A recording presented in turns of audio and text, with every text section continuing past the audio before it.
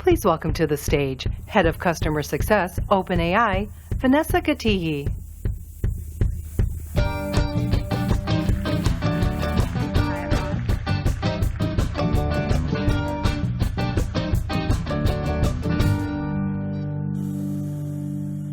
Awesome. Welcome, everyone. I hope everyone had a really nice time at lunch today. Really excited to be with you all here at SaaStr. I've been the last couple of years in a row, and it's always exciting to take a step back from our day-to-day jobs and really learn and hear from other amazing leaders across different industries about so many different topics. My name is Vanessa Katihi, and I lead the global customer success team at OpenAI. I joined as the first customer success hire about 1.5 years ago. And my job has really been to help OpenAI think about how do we deploy AI, how do we deliver transformational value to customers, and how do we retain and grow those customers. So I'm here today to share some of my insights on how each of us can think about retaining customers in this phase of rapid AI progress. How do each of you use AI as a tool in your business to think about accelerating adoption, ensuring your customers have an amazing experience, and of course, really ensuring they improve their outcomes? This is what customers expect today, and I'm happy to share some tactical tips. So I'm going to start off with the story about my first day joining OpenAI. All new hires join on a Tuesday, so it's around like 9:30 a.m. I'm in this room with a bunch of other new hires, and we're setting up our laptops. I finally log in. It's like 9:45, and I have a customer kickoff on my calendar in 2.5 hours. And I'm like, am I leading this kickoff? Who's this customer? I start slacking with the sales rep, the account director who had put it on my calendar. I informed him I was not going to be able to join that because I was still in onboarding. And he was like, it's fine, don't worry, I can handle it. The rest of the day, once I got out of the IT and HR and all that onboarding, I opened that laptop. I studied everything I could about our product, started to form a point of view on what a high-quality onboard experience would look like. And the next day, I launched 2 customers at OpenAI. They were okay. They probably weren't the best. But you can believe that by Friday, with each of those onboardings and kickoffs that I did, I iterated, I learned, I asked questions. And I used ChatGPT at every single step of the way to help me understand what was this customer's business, how did they make money, how could our product think about create impactful use cases for all the people that they were launching to. And so this is the whole lesson that I really want to leave you with today. Each of you needs to move quickly. Speed really matters today more than ever. And learning quickly matters.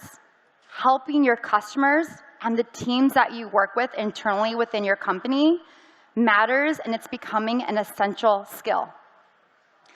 AI's velocity is not slowing down anytime soon, and adapting to this ever-changing technology is hard. It's even hard for us at OpenAI, but it's extremely important to retain and grow your customers today. So, a year and a half ago, there was 0 customer success, 0 processes, 0 CS teams and structure and assets. And today, we have CSMs across San Francisco, New York, Munich, Paris, Dublin, London, Singapore, Korea. We've built a lot, and we've learned a lot, and we have a healthy, thriving enterprise customer base all around the world. So I'm going to share some of the lessons that we've learned from those customers. And I think first and foremost, hopefully I don't have to convince each of you today, but when your customers succeed, that is when your business thrives. I can walk you through all of the Bain studies and 5x customer acquisition costs. I'm going to spare you all. But I think that we all intuitively understand that when your customers are successful, they buy more, they stay longer, they refer more, and they cost less to serve. So it's really critical for your business. So how are we doing this today and thinking about how AI is a tool to actually help you drive the success within your customer base? Okay, so I'm distilling this into 3 lessons that I'd like to leave you with today. With competition everywhere, AI native companies are jumping up across all verticals and all spaces. Switching costs are lower than ever. What do you need to focus on here? So the first thing I'm going to say is talking about how you can use AI to create speed within your business, and that speed should be focused on helping your customers activate quicker than ever. This is a really, really amazing use case for AI, and I'll walk you through how we think about this and kind of give you a playbook as go-to-market leaders within your companies.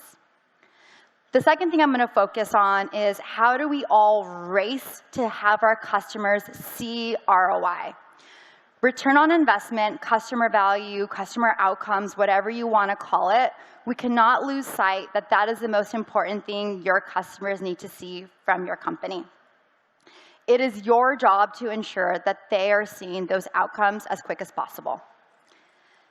And then lastly, I think one of the things that I get asked a lot, and I hear when I'm talking to friends and people, how do you think about internally adapting to this ever-changing landscape?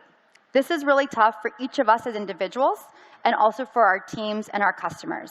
So I'll talk with you a little bit about some of the structures you can put in place to adapt to this technology landscape that I don't think is going to slow down anytime soon.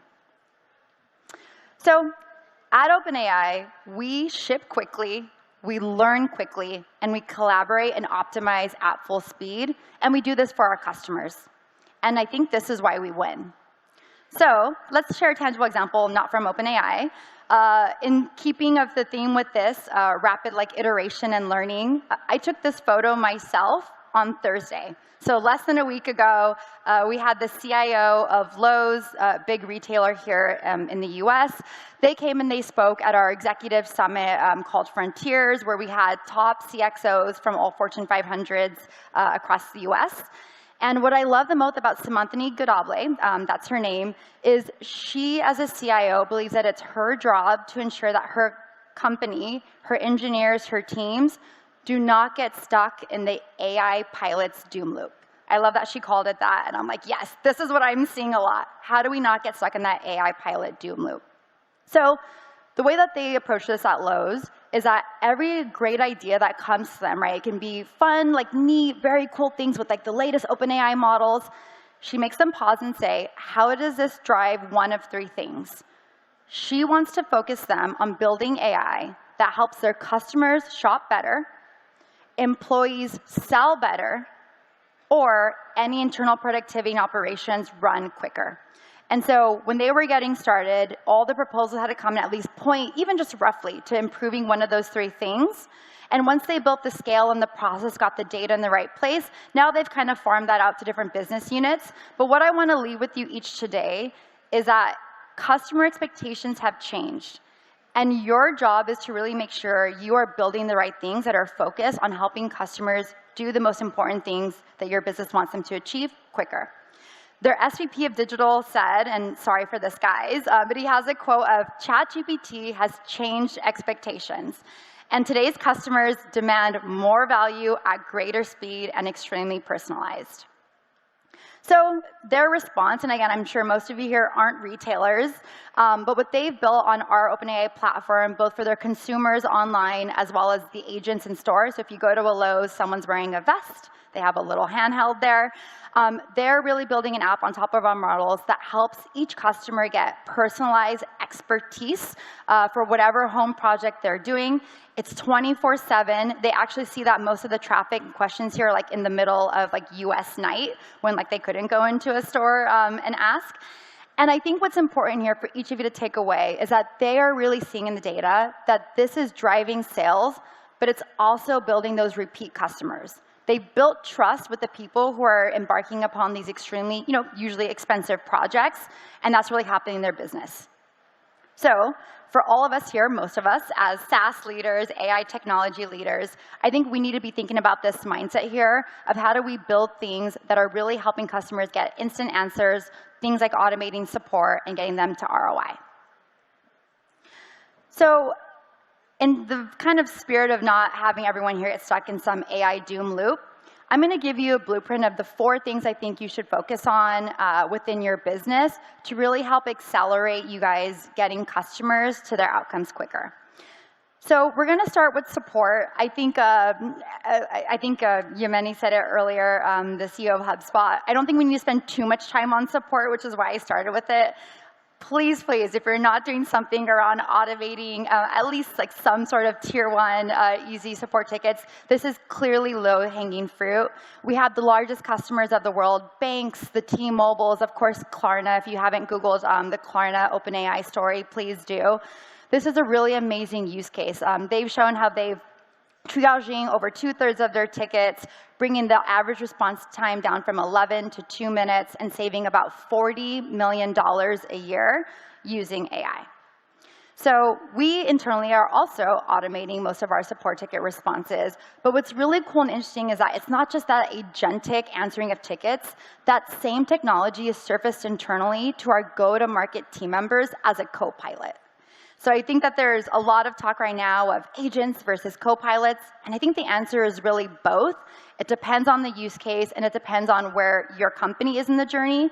And of course, some of that will change as the technology, mostly from OpenAI, continues to evolve. So I'm going to spend a little bit more time here on onboarding. For onboarding velocity, I really implore each of you, it doesn't matter if you're not in customer success, you can be in marketing, sales, wherever you are. My one takeaway is I hope each of you feels empowered to go back and really ask for some sort of customer journey AI exercise.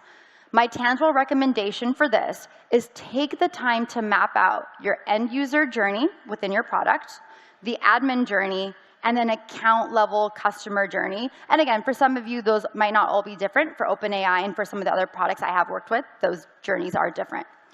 Taking the time to map those out on a whiteboard, we can do it old school, or you can use like the new Miros and Murals of the world if you'd like. But even just an hour and a half cross-functional meeting where you take the time to map out what is happening in the journey. What are the friction points, both for the customer and for the internal go-to-market person who is trying to serve that customer at the moment? It's a real low-hanging way to start identifying what are just the top 3 friction areas that we can invest in now. Let's build something there. Let's project what the time to value reduction could be if we invest in these, and let's move quickly. The one theme that you'll also hear throughout this presentation is you can use ChatGPT along the way for this. So first use case is just for that fun brainstorming session. If you guys do it live on a whiteboard, I have very, very bad penmanship. You can actually still take a picture of any whiteboarding screen, and it translates into ChatGPT really great. I know all of us have been in those brainstorming sessions with like Post-its that end up going nowhere, or like a week later, you finally get the action items because no one wanted to translate that. So use ChatGPT for this. But you can also use ChatGPT to help you think about where you should invest and prioritize in some of these friction points in the journey. So I'll show you an example of that in a second. So at OpenAI, how we've been continually thinking about how do we create more onboarding velocity in our business, the kind of mental model that I have is focusing on these 3 things here. How are we increasing the productivity of the customer success managers or the engagement managers? Those are a big portion of our team for non-strategic customers. And we are really building amazing co-pilots and tools and little agents for them to use to actually increase their capacity so that they're able to spend more hands-on, deeper, high-touch time with customers. We also, of course, are automating a lot of the repetitive, mundane tasks, data pulls, customer settings that they need to do, all of these things. And then lastly, where can you add in more personalization? We were at this conference, like I just mentioned, on Thursday last week. And the amount of executives that came up to me saying, you know, I love XYZ person or this person, him or her. It was like every demo that they give us is so tailored. Every training is specifically just for us and just our marketing team. And what they don't know is that we have a bunch of AI automation and GPTs internally where I can say, I'm doing a demo for Lowe's marketing, and it spits out like a customized demo and script and prompts and things for us, like dummy data to demo to the customer. So creating those wow experiences for customer really makes them feel at the center of your world, and that builds partnership to then drive that velocity. Here's a couple of other tangible examples of some of the GPTs that my customer success team uses within ChatGPT Enterprise. If you're not familiar, a GPT is something that anyone with a business version of our product can use. It's a customized little workflow that you can create and package together with data and some actions. And here's a couple where, with just a couple of clicks, CSMs on my team can create highly customized launch plans for their customer, tailored to who they want to launch to, in what regions, focus on XYZ use cases in just a matter of seconds. It can pull in data from Gong, search the web to learn from their earnings call recently what they're focused on, and of course some things around data here as well. My hot take as a CS leader is that, playbooks were always okay. I was always a little bit of give my team a solid North Star and structure, and they'll achieve what they want. But I'm actually starting to really understand that building high-quality prompt libraries for us, these are like many of these packaged GPTs that my team has access to, and that are, we kind of put them all along the journey. This is what's actually leading to amazing operational rigor. We now have a level of consistency and that extra level of depth and personalization, each of these assets being highly personalized to who they're speaking to, the customer's business, all because we're using AI. And these little package of units of work, a lot of these are moving to agents, are really accelerating adoption across our team.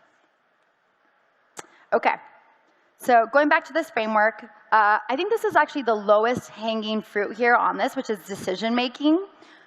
With ChatGPT, when you integrate it into your data or whatever AI layer you want to use, this for me has been such a game changer in the way that I lead my business, and I think this is what allows OpenAI to iterate so quickly.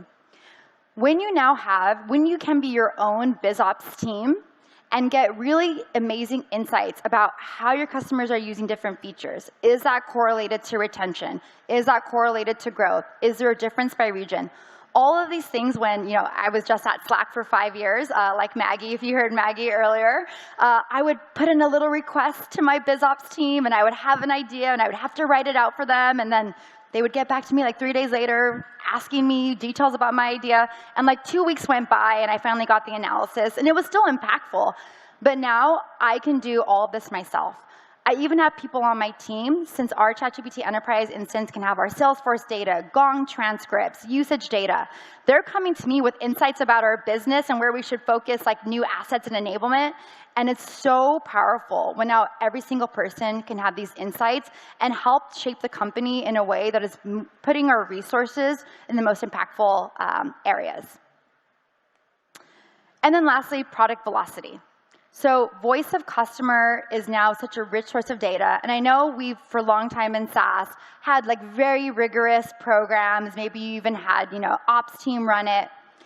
Right now, with the access to the technology, you really can spin up a voice of customer program so easily. Integrate your Gong calls.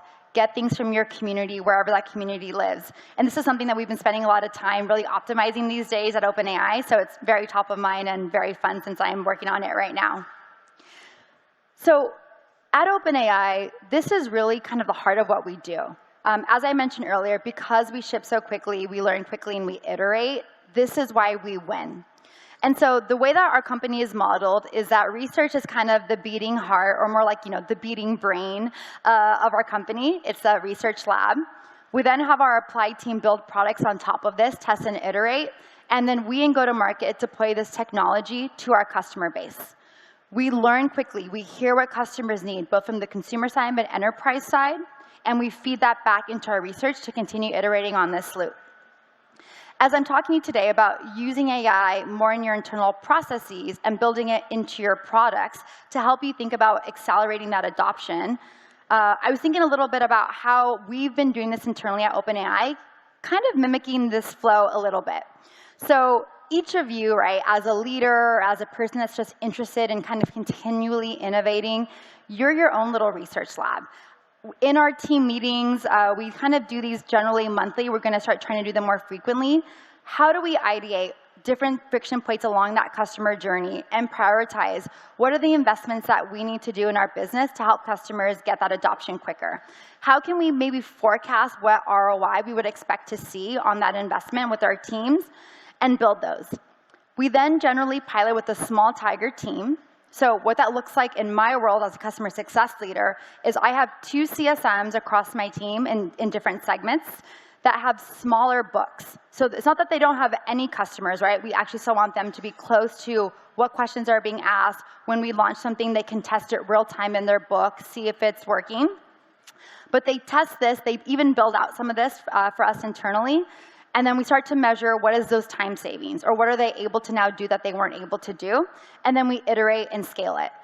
Really important when we think about iterating and scale, you need to enable people on the new tool, the new agent, or the new co-pilot, and you need to celebrate those learnings. So this has been a really important lesson for us too, which is how are you tapping the right people to be part of these small tiger teams? And one insight that I've seen for myself and from all of the other conversations that I'm having with leaders about building out AI is that it's really easy to pick the most technical person, maybe on your team, the person that loves AI the most. But in reality, what you can also do is pick someone who's maybe medium technical, but they love to talk, they love to chat and meet people. They really can then build the trust and empathy from the team to lean into all of this AI adoption. So be aware, though, there's a couple of things that I've learned here. Keep human in the loop, especially as you're scaling. Get buy-in from the different teams that you'll need to partner with. Again, great champions, which I already talked about. And making sure that you're not just doing 1,000 pilots that end up going nowhere. Really be focused. And here's a prompt that I can leave you all with if you want to take a quick photo, or just the QR code. You can use ChatGPT to really help you think about where you can access these friction points. OK, racing to ROI. We talked a little bit about getting people in seat, getting them using their product. But at the end of the day, if they're not able to articulate how their business is changing and improving to their leadership or even within their own minds, that customer is still a risk to churn. So today I'm going to talk about how we need to race to ROI, and it's each of our job to teach our customers how to win faster. So really quickly, value is really tricky, and I think it's gotten harder because a lot of our companies are actually creating net new AI products or adding on a bunch of AI features. All of those have many different pricing models, which I won't go into. I'm sure all of you can understand consumption versus token-based, all of that. But at the end of the day, I just want to leave you with this idea that your customers and employees don't just want AI tools, they want outcomes. So stay laser focused on that when you're building, and don't index on features like, did they use this AI feature and they had this many logins on this? At the end of the day, you need to really understand and think through what is the outcome that AI feature or tool, either externally or internally, is driving, and making sure that you're staying laser focused on measuring that, even when it's hard. And actually, a little hack that we've seen at OpenAI is executives actually kind of like talking about AI feature adoption. It's still new, it's still sexy. And so if that is your Trojan horse, either internally or with your customers, to get to a senior, a CEO or a CXO, to then talk about true business outcomes, use it to your advantage. We've seen some success with that at OpenAI. OK, so here's our value journey for just the ChatGPT Enterprise product. In that spirit of what I just said, it looks very different for our API product. But what I want to show you here is this is how we even kind of hacked, showing some quick ROI to executives. At that end there, that transformative business change, that takes time. And so even over a year ago when I built this out, I didn't even really understand. But what we were doing was we were helping executives understand what we can do immediately is actually measure the increase in people using the tool, understanding the tool. We have different surveys and things like that. And that was a really nice hack to create some immediate ROI to buy us time while we're working on delivering all of this here. This can now actually be really customized per customer, of course, using ChatGPT and our technology, Gong transcripts, Salesforce notes, all of that. But this is kind of like a generic one that we put up here that I thought would resonate with technology leaders like yourself. So if you are kind of thinking about what's my phase 1 or my phase 2 on that value journey, ask ChatGPT. It can really give you some amazing answers and be a really great brainstorming partner. OK, And so this is actually a screenshot from a video from the Spurs. I actually chose this specific example because there's an amazing blog that we have a customer story with them where they go into detail around all the GPTs that they have launched. They're really centered on ones that help drive customer retention. But of course, even with them, we measured AI fluency and literacy and time savings as we were working to the customer retention uplifts that they started to see. So again, go check out their blog. They actually have hyperlinked there their whole enterprise AI journey manifesto. I think it's 7 steps. I only took a screenshot of the top here, but they have shared that for the world to see how they have approached enterprise AI. Okay. So lastly, this is, again, one thing that I hear all the time from a lot of friends, which is things are just feeling really crazy with AI. And I'm here to tell you, I work in AI, and I feel it, and I see it too. The velocity and speed of change, I think, is something that we haven't seen in a while.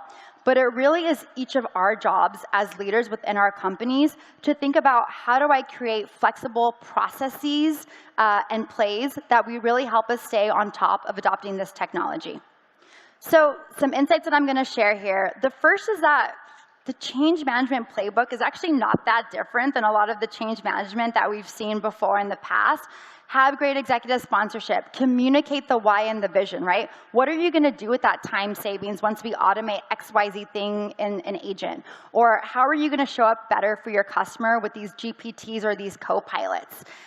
One hack that I would say, though, is you need to give people the time to experiment and play with the tool. So whether it's in offsites or whether it's in hackathons, really important to do this and lean into this. Reward experimentation. And one of my hot takes here is that as much as I've talked about leaning into AI for your customers' outcomes and their business, I actually think it's almost equally as imperative to build a lot of this automation today to actually free up time for the people on your teams to be enabled on all the new AI features and progress happening in the world, because again, the landscape's going to continue to change.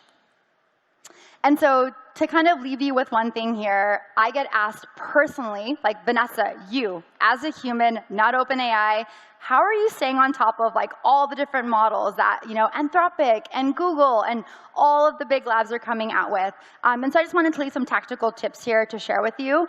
The first is there's no magic bullet, it's time.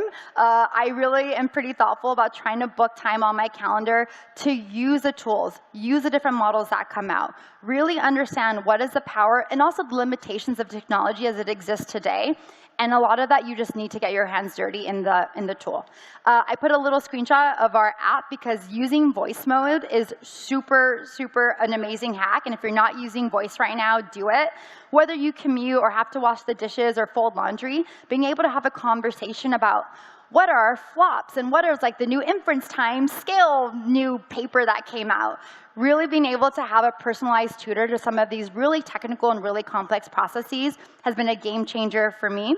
And so something to leave you with as well is a podcast that I love, not associated with OpenAI, but they have really great content to help you stay on top of this.